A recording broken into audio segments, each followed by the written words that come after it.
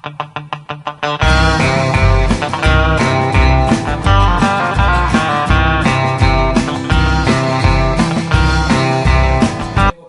their rate of pay by 10%. And this company isn't alone.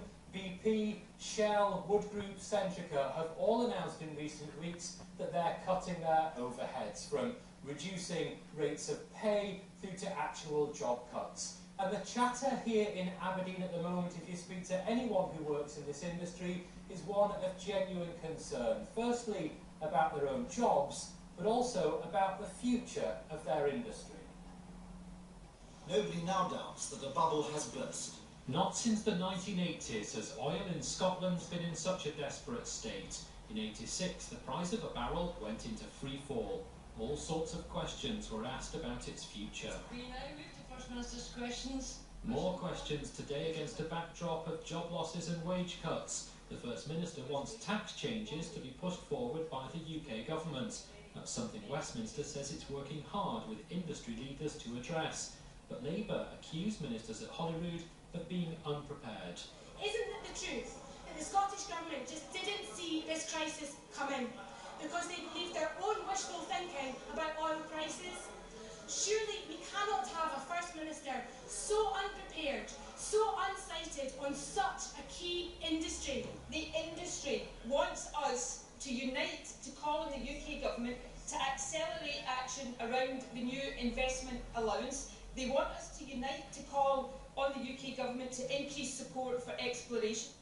Since peaking at $115 back in June, the price of oil has been consistently falling. Month after month it's dropped, crashing to a low of $58 at the start of this week. This is an industry that knows it has to change. Even when the oil price was high, it had to invest a lot to get a little in return. And as it continues to fall, those margins are squeezed ever tighter. It's close to collapse, I would say. I think in terms of new investments, there will be none. Everyone is retreating in terms of their investments, in terms of their staffing. People are being laid off at most of the companies. Back in the 1980s, this was a buoyant industry. The profits were big, and so recovering from the crash was easy. Now the profits are small, and some are even suggesting this could signal the start of the end. I think we found to be very little investment taking place, and without investment, all you're doing is basically running down the current fields that are available. What will then happen is that companies will consider decommissioning their fields.